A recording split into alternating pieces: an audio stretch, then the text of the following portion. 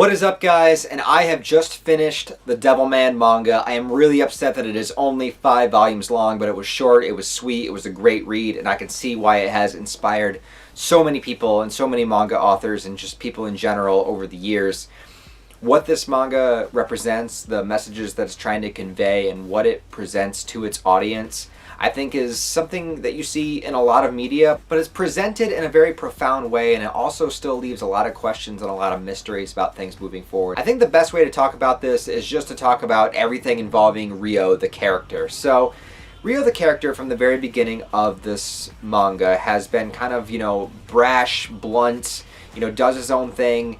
He has that kind of edge to him without ever having to be assimilated by a demon and whatnot. And, he discovered the secrets behind the demons once ruling the earth and everything, and he brought Akira in. He showed it to him. He wanted Akira to become assimilated with a demon, to have, to become a devil man, to be a devil with a human heart in order to still maintain who he was as a person, but still, at the end of the day, be taken over by a demon, even though, like, Akira, the human soul, the human heart, would still be in control. And thinking about why Ryo did that, the original explanation was to have him, be able to defeat and defend the demons when they come to take over the world, because this is going to happen very soon, and we want you to be able to live beyond that. And the crazy thing about it is that the explanation given in this volume of Devilman is that Ryo developed feelings for Akira along the way. And he was doing this not so much that Akira would become this great superhero Devilman to save the world. He was doing it so that Akira would live through the extinction of the human race, which he knew was coming, which he knew was imminent. But he didn't really know why all of this was happening. He didn't understand these feelings within himself. Where we learn in this volume that Ryo is actually Satan, the devil, who assumed a human form and kind of forgot his memories of that. They were blocked while in his human form, but he still had these feelings and attachments that he was able to garner. And you could say that maybe that's because of humanity, but it also is like part of who he is, because what this manga does, and actually something I think is really cool and interesting that a lot of other interpretations of Satan I've never really seen done before, is that, in the backstory of like the Bible and everything, Satan was an angel, right? He's a fallen angel. So in a way, Ryo, Satan, in the character, is much different from the other demons. In fact, he's not a demon at all. He's not a devil at all. He is an angel. So he has this kind of glowing, angelic, bright white light, the Lord of Light, things like that going along for him, for his character. He also is hermaphroditic, so he has both male and female parts going into him, which again kind of flows into this, all is one, one is all sort of thing, where he is it's just this being that just happens to be beyond humanity. So it is both male and female, and I think the author did that to have it be more of a connection between like his feelings, like falling for Akira and like actually loving him. I don't really think it was necessary to make him like that, in order to do that. They could have just kept him as a male character. I don't know about like the time period that this came out in Japan or anything. I don't know if that would be looked at in a particular way. Now I know there's like a tons of like violence and gore and horrific things that are happening here, but a lot of times people are more okay with violence than they are with sexuality. So I don't know if just having the character be a male, attracted to another male, if that was something that was going to be too taboo at the time. So instead they turned it into both. It's fine the way it is. It's perfectly fine the way it's presented. It just gets me curious because of the time period that this came out. I just don't know like what was okay and what was considered not okay back then. Now the message that happens in this volume, and I think that Devilman was trying to convey from the very beginning, was again the horrific nature of just humanity in general, which is something again like a lot of stories have as the theme of what they're trying to say. But with Devilman, because again the time period that it came out, and also dealing with a lot of specific things with Japan, talking about like the nuclear warfare and everything like that, it does hit a little bit harder.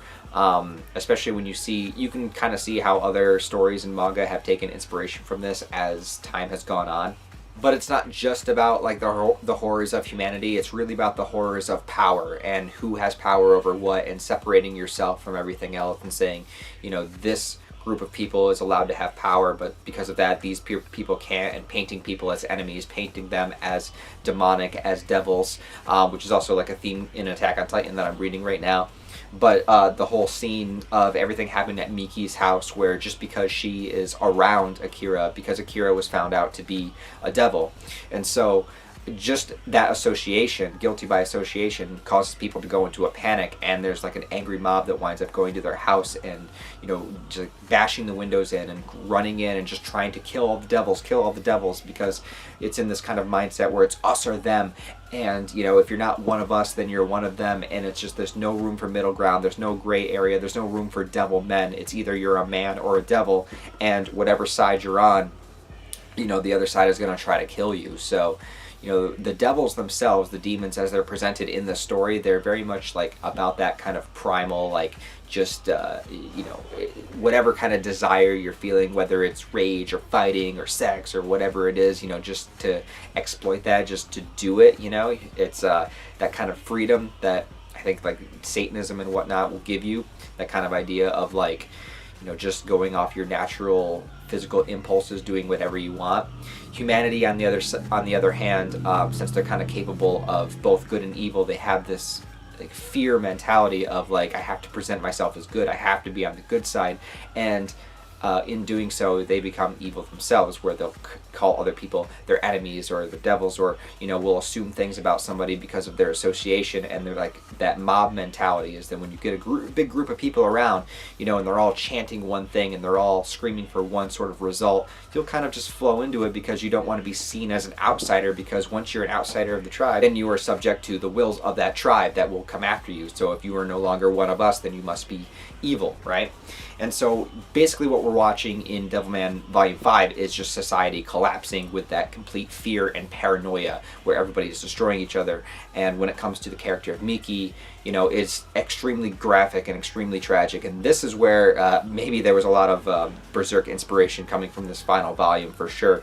Not just with this aspect, but a few different others. But mostly when the death of Miki happens, it's just like so uncalled for. You see her little brother also gets killed and everything, and her parents, and it's like, and even the three bully characters who kind of like came around and were on their side, you know, you just see it happen. And that's kind of the last lingering remaining hope that Akira Devilman has, because he sees humanity for what it is.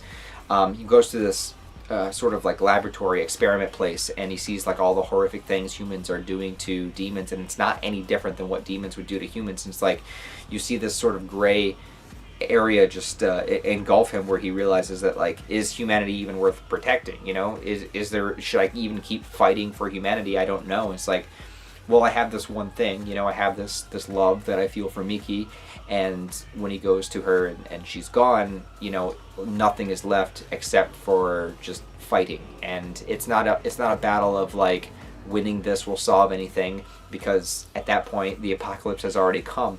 So you're really just watching like this depressing, like nihilistic thing happen, where you have a character that has been broken completely, and he's just kind of going through the motions and acting on whatever is left because there's nothing else to do.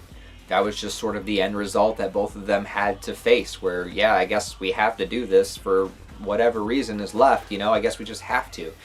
And so the end of this manga kind of goes into explaining that, you know, if God created the world and then left for a while, came back, and then realized it was overrun with demons, and so he wanted to destroy the demons because he hated them. He hated their lifestyle, he hated the things that they did, and Satan, the angel, sided with the demons because he didn't think they had the right to be exterminated. So the love that he felt for them, for that entire species, that, you know, wanting to save them from somebody that was perceived as good, right? And then as time went on, and, you know, Ryo was able to do what he did, he managed to win that little skirmish and whatnot, and, you know, all the demons went into hibernation. Years later, humanity rose, and Ryu hated the humans, or Satan hated the humans, and he wanted to get rid of them. And what he didn't realize until the very end was it was no different than God hating the demons and wanting to get rid of them. You know, like, do you have the right to exterminate something just because you don't like them? So it's the idea of whatever is in power at the time, you know, basically presenting that power over something else and subjugating it or destroying it or wiping it out, or just saying that like I have the right to choose whether you live or die. Basically what this tells me is this is like an endless cycle of events. You know, if you create life and then something else shows up and you hate that something else just because it's different or that you don't understand it, and you feel like you have the right to get rid of it because you are the one in power, and then even if you were overpowered and win, then something else might come along that hates the thing that won, that hates you, that hates the creatures that do exist now, and then feels like it has the right to destroy them. And then something else could come along after that and then feel like it has the right to destroy them. And so like it's just this perpetual thing where, you know, the value that you put on whatever type of life form that it is, you know, you just believe that either you have the right or they have the right, and it's just endless war, it's endless battle, which creates nothing but destruction, which just causes everything to die anyways, as in the end of Devilman, where pretty much the world has experienced an apocalypse and there's no life left. And I don't know if this is 100% confirmed, but it feels like the only things that are left alive are Ryo and Akira. And at the very, very end, you know, Akira, it seems as though he dies. He's missing his legs. I know that doesn't necessarily mean anything for a Devilman, but Ryo does mention something about eternal sleep, and then he kind of like hunches over in this kind of defeated, like crying aspect, being like the one thing that he did love wound up dying, you know, for not even a good cause, not even a good reason, not even for what he wanted, like literally it just because he had to destroy. And so yeah, it's a very depressing ending. It's a very like in your face kind of ending where it conceivably, I mean, Ryo might be the last thing left on the planet. The last image of the manga though is a little confusing because it looks like there's a bunch of other angels in the background. And so I'm wondering if this is like God returning, you know, with this whole like, with perhaps a legion of angels and whatnot coming to see the aftermath and then take over once again. And so, you know, the cycle might repeat itself. So he might create humanity, and then demons might show up later, and then, you know, an angel might side with the demons, and then it might be this whole recycling thing, just because it's a constant struggle for power and a constant struggle against hating something because it's different, and that fear and paranoia that goes along with it. So I think those are all the themes and ideas that Devilman tries to tackle, but it does it in a way that's I believe it's a shonen manga, but it does it in a way where it kind of presents itself as like a superhero story in disguise, but really it's a story about hate, about fear, and about people that are different, and the reasons why we hate them just because they're different, and maybe we shouldn't, you know. And there is possible like love and attachment within that too, happen between like Ryo and Akira. So yeah, there's a lot of things there. I can definitely see and understand why this is one of the most praised classic manga, and I can see how it inspired a lot of things. I can see like inspiration from Berserk in here. I can see inspiration from Attack on Titan. I can see inspiration from even like Yu Yu Hakusho, a couple of things, and I'm sure there's a lot more that took from Devilman and kind of took aspects of it and put it into their own story. So I really, really do appreciate it for what it was.